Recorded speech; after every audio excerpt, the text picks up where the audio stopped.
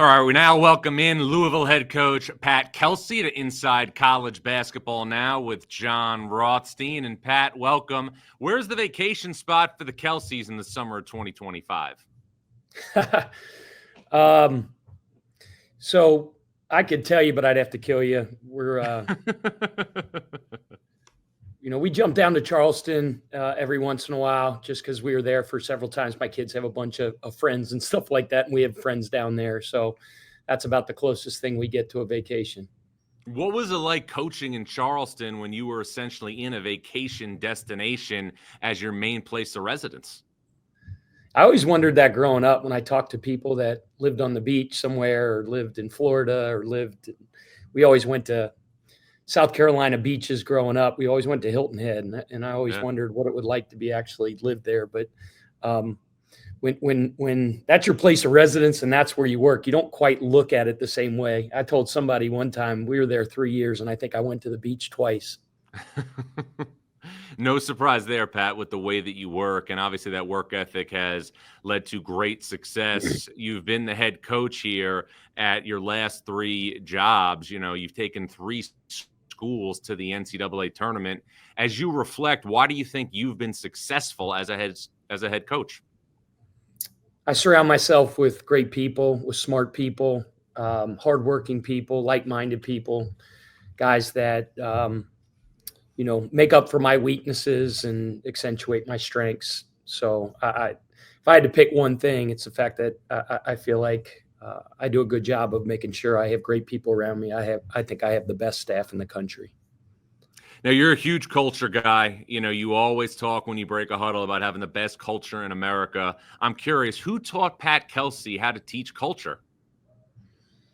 Well, we all have mentors. We all have teachers that influenced our lives. And you could go, obviously it starts with my family, starts with my father, my grandfather. But somebody asked me the other day, like the impact that coaches, we're talking about camp.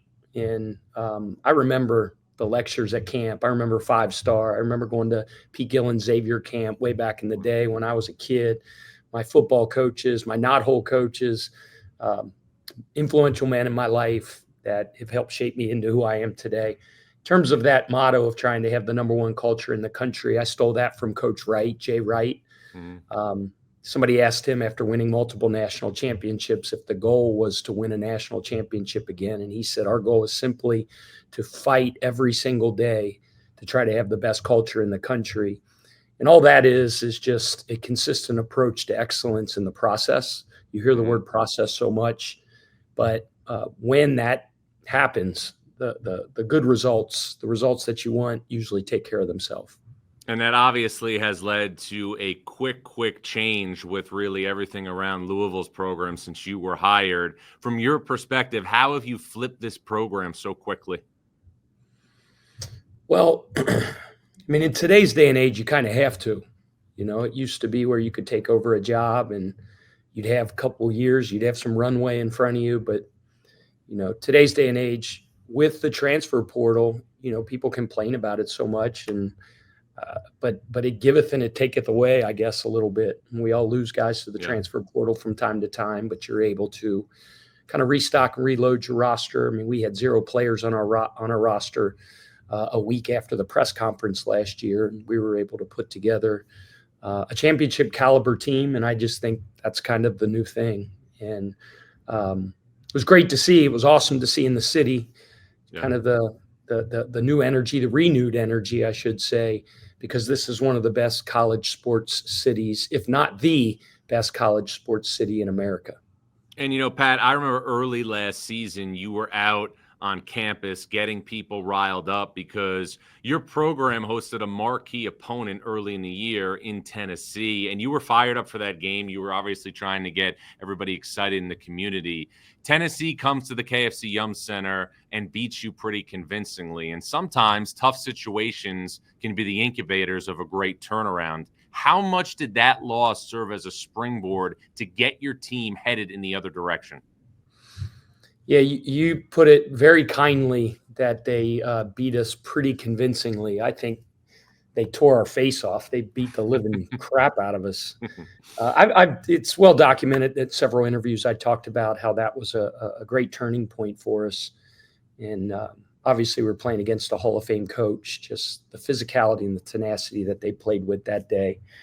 You can always learn. When we win games, this is an old Skip Prosser, and he may not have come up with this quote, but he used it a lot. It's never accept in victory what you wouldn't accept in defeat. So even when you win, I think coaches watch the tape and address their team after those wins when you get into the film sessions in the same mentality you would if you lose. You got to be consistent with that. But, when you face adversity like that, you get beat convincingly, as kind of you mentioned. It's a great learning lesson. And good thing is we got better from it. We got really better, and obviously you were better and you were nationally relevant. You made the NCAA tournament. What was the message to your team in the locker room after it lost to Creighton in the first round of the NCAA tournament? Yeah, those are tough locker rooms. We've all been there. When the season ends so abruptly because you never think it's going to end. You think you're going to play into the first weekend in April. You don't have the mentality before the game that this might be it. It's we're going to win the stinking game. And right. When it does end, it's tough. Those are really hard locker rooms. Obviously, it was extremely emotional. But the majority of the time, it was just talking to the seniors and addressing the seniors. In today's day and age, you're going to have one-year guys. And for as much as people lament about, hey, the fact that years ago a guy came in as a freshman and you could almost take to the bank that guy was going to stay there unless something crazy happened for 4 years. It just doesn't happen as much anymore. And gaining great connectivity and establishing that love amongst teammates, coaches, staff, and players is so important in a short amount of time. And those guys that came in and played for 1 year, and we had many of them last year, Chucky Hepburn, Terrence Edwards, Kadir Traore, Noah Waterman. I'm missing, Frank. It's just making sure that those guys realize that they left an indelible mark on this historic, tradition-rich program. Chucky Hepburn walking off the floor, John, last year at senior night. 1 year, played 3 years at Wisconsin, 1 year here, and getting down on the floor and kissing the Cardinal at midcourt. There were a lot of emotional people in the stands, and I've been told by hundreds of people since then that was one of their favorite moments in the history of them being Louisville fans. And that's what I tell the guys on day one. You're not a hired gun. You're not just a 1 year guy. You are a Louisville Cardinal, and you're a Louisville Cardinal for life. And when you're part of that special fraternity, it truly is special.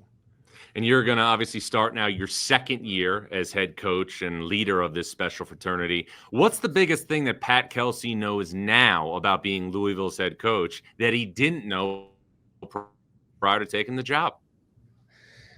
Well, in Charleston at Winthrop, I could get out of the office and go work at a coffee shop or a Starbucks. I don't want to give Starbucks, the endorsement here or something like that, but Heine Brothers Coffee here in town, and I'm going to miss a bunch of others, but you could just do that and nobody would really notice you. Every once in a while, somebody would get, hey, coach, how you doing? It doesn't work here. I tried to get some work done going to a coffee shop. Sometimes it's just good as a coach just to get out of the office. The assistants don't want to see you. They're more productive. I'm more productive when I can't do that here. Can't do that here. You walk into a coffee shop or restaurant, everybody knows who the head coach for the Louisville Cardinals is, and that just took a little bit to get used to. But, it means a lot to these people here, John. I mean that. Everybody's going to say they have the best fan base in the country because, they want to endear themselves to the fan base and things like that. I mean, I'm saying from the bottom of my heart, there's not a more passionate fan base than the Louisville Cardinal fan base, and it's one of the things that makes it special. And they have a reason to be passionate, especially with the team that you've assembled for your second season here. As we discuss this now over the summer, give me your impressions and your thoughts on the roster that you've put together. Yeah, love our guys. It's been a very productive summer. It's so important those 2 months, those 8 weeks that you're able to coach your guys, because that's what the NCAA gives you. You get 8 full weeks. And we're going into our final 2 weeks here. And part of the main goal is for the group to come together, for the chemistry to be formed, for the camaraderie of the team and the love amongst teammates to be established and to grow. But then the other thing is implementing your system. Yeah. And then getting to know each other on the floor. Part of that chemistry is off the floor and those guys spending time together and getting to know each other, but it's also the chemistry on the floor as well. I've talked to a bunch of coaches, and Josh Schertz said this one time, and I thought it was really smart. He's like, you really have to learn your team in the summer.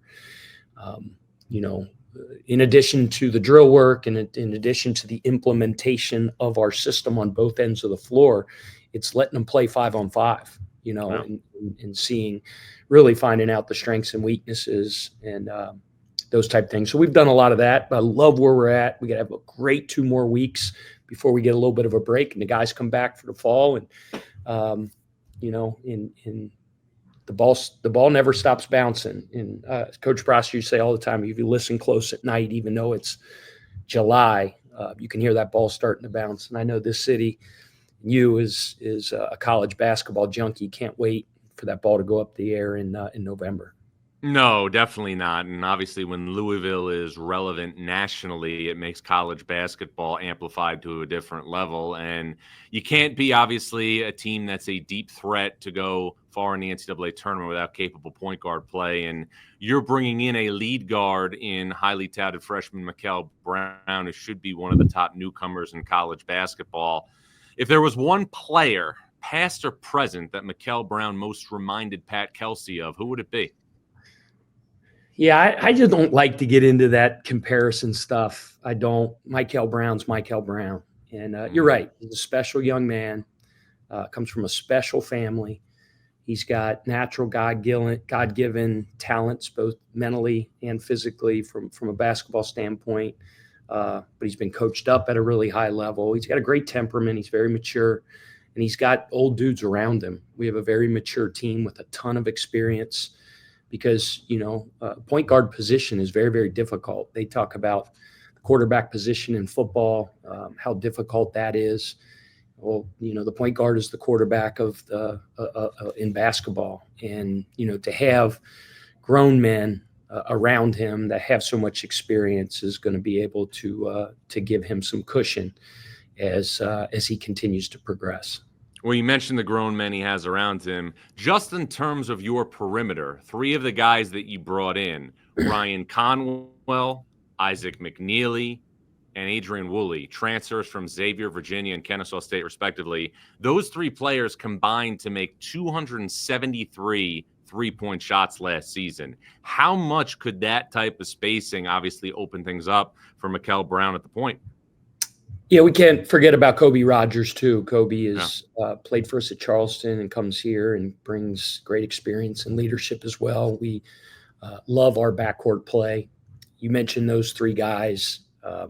We identified them early on as guys that were perfect fits for our system, but perfect fits for our culture as well. You mentioned the gaudy statistics, their ability to stretch the floor, shoot the 3, but they're all-round players as well. They're not just, as Skip Prosser used to say, suburban jump shooters. Those dudes can hoop. Yeah. They can create. They can play make. They're very, very high-level players. Now, in addition to Kobe Rogers, Aly Khalifa, transfer from BYU, redshirted last year too. He plays, obviously, in the front court. What type of impact could he make for Louisville in 25-26? Yeah, such a great story. He had been through so much from an injury standpoint, and then, the uncertainty of his waiver. So that was such a relief for him. He's worked so darn hard. He's in the best shape of his life. He got his knee fixed. He's huge for us last year, just like Kobe Rogers was without playing from a leadership standpoint. He's so selfless. Even when he was out last year, he was literally an extension of the coaching staff. But from a basketball standpoint, he's one of the best passing big men in the world. I would say, I don't know, there's probably not actual rankings, but I would say he's top 5 passing 7-footers in the world. You could play through him. He makes people around him better. He's a very experienced veteran player, and we're excited to have him in the mix. Which other newcomers, Pat, that we haven't mentioned, could you see obviously having an impact for Louisville? Yeah, man, it's hard to say. Every time we take the practice floor, John, it's competitive. We're a compete program. I mean, if I'm going to shake my camera right now, but if you stand up and see that word right behind my desk, it's compete.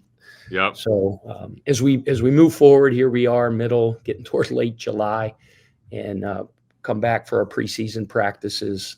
We compete every day as roles evolve and roles are defined. So I have high hopes for everybody on our roster. And we're excited about this season. We have championship aspirations, and there's a bunch of teams out there that do. I say it all the time. All we can do anything about is today's practice at 1:45 p.m. We're not worrying about what's going to happen in 3 months. It's just be great now. And any season, as you know, is going to have its share of adversity. Your team had some early last year when Kasean Pryor, who was obviously projected to be a key contributor up front, was lost for the season with an ACL tear. How is he doing in his recovery, and where is he at in terms of being fully cleared? Great. We're thrilled with his progress. All of the medical reports, updates, or the appointments that he's had, he's been on schedule, if not even above schedule or ahead of schedule a little bit. He's about 7.5 months. Usually it's around close to 9 or between 9 and 12. When you're cleared to resume basketball activities, and he's on schedule. He, just like Aly and Kobe, I'd be remiss if I didn't mention Kasean. He was a great teammate last year, really led. And, talking to him recently, it's like, man, being able to step back and watch things and have a different perspective has allowed him to learn a lot more about, basketball in general, but our system. So, as you know, he's just a absolute disruptor on the defensive end. He disrupts the ball. He deflects off the ball. He can rim protect. He's terrific in pick and roll coverage. Just a dynamic college player we're excited to have back at some point. And you're going to need, obviously, all of these guys on deck, because you have put together, in my opinion, arguably the best non-conference schedule in the history of Louisville basketball. And Pat, when you look at this thing, it's like reading the periodic table of the elements. Kentucky at home, Cincinnati in downtown Cincy. You got Memphis. You're at Arkansas in the ACC-SEC Challenge. You got Indiana and Indy. You go back to Tennessee. And then you're going to play in February Baylor. What are your initial thoughts when people come to you and ask about your non-conference schedule? I'm trying to figure out the analogy you made about the periodic table in chemistry class. I wasn't the brightest, the sharpest knife in the drawer when it came to science, but I hear what you're saying. Yeah. I was asked at a press conference here recently about that. And, if you just look at last year, we had a phenomenal season and ended up with an 8 seed. Right. There's no way that anybody's going to say that we shied away from any competition.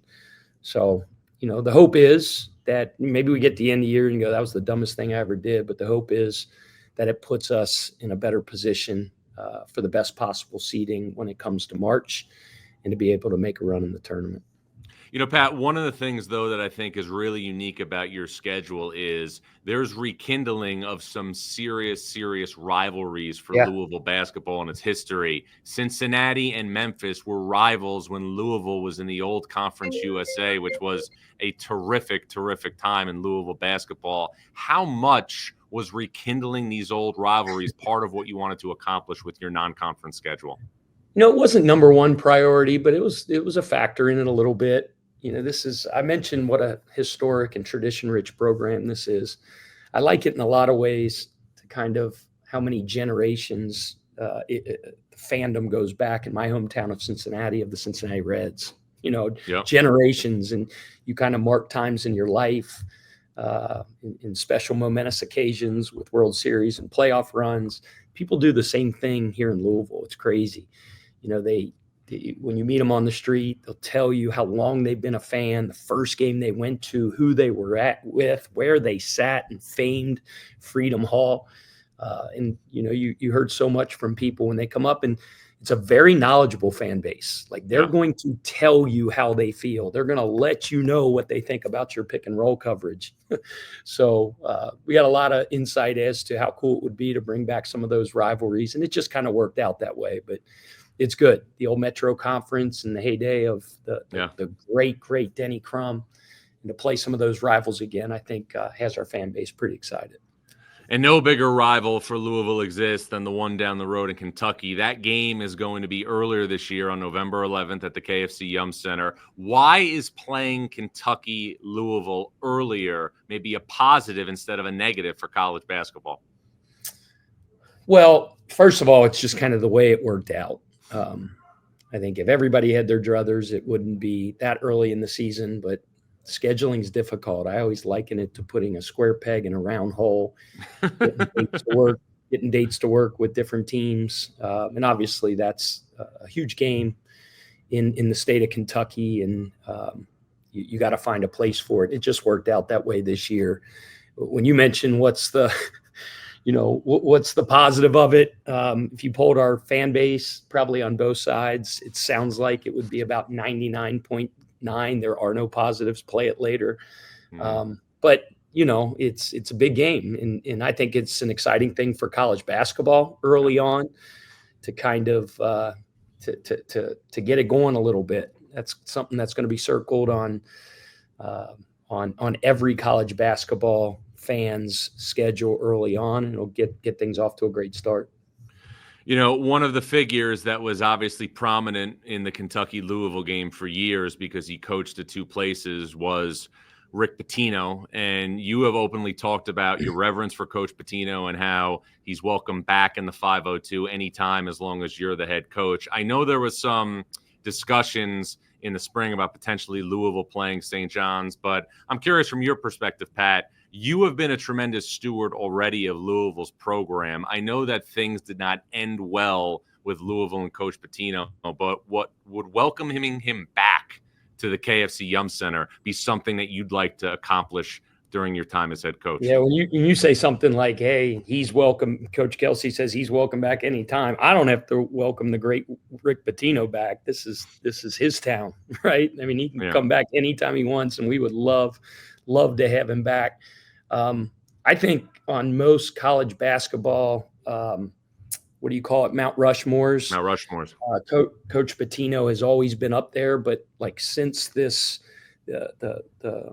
since he's come back, the success he had at Iona, and then he goes to St. John's and he's turned them into one of the best programs in college basketball again so quickly.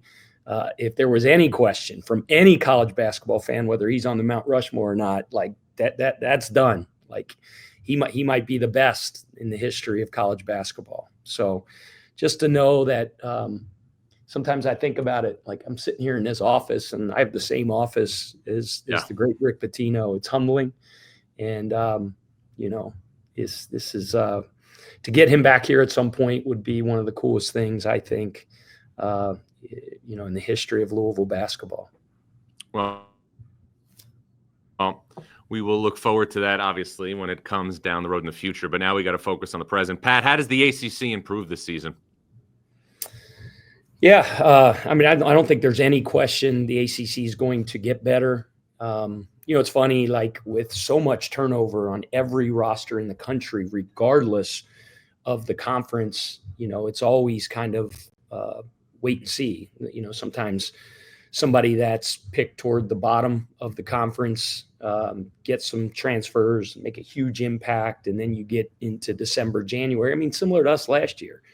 I don't remember what we were picked, but I can't imagine it was very high. And then all of a sudden it's like, dang, Louisville's pretty good. So, but I don't think there's any question that the league is going to be better. The caliber of coaching in this league, I know that there's been, I'm pretty sure, an increase in the investment, especially with the revenue share and things like that, the league is head to head with every other league in the country. And, forever and a day. And I was part of the ACC years and years ago when I was part of Skip Prosser's staff back at Wake Forest in the early 2000s, and then, into the late 2000s with Dino. It's always been the greatest conference in the history of college basketball. And, although the league wasn't quite what it's been last year, that's a blip in the radar. There's no question that this is the greatest conference ever. Well, and obviously it's going to be a big year for the ACC here in 25-26. But, Pat, I've been doing this a long time. I've known you at 3 different stops. I knew you when you were an assistant coach before you became a head coach. And one thing that always fascinates me is that head coaches remember tough losses 20 times more than they do their great wins. So I'm just, curious for Pat Kelsey, give me one great win and give me one tough loss that you always seem to carry with you throughout your career. Throughout my career? Holy cow, yeah, man. Just give me great wins that stick with you, and just give me a tough loss or two that always kind of follow you around like a 5-pound dumbbell around your ankle. Well, you mentioned the Tennessee game. That was kind of a baptism, if you will, into high-level Power 5 basketball by a Hall of Fame head coach whose team literally and figuratively punched us in the mouth. So I've only watched that game about 50 times, to be honest with you. But there's a bunch, man. It's like the basketball gods. They even everything out. You pump one in at the buzzer.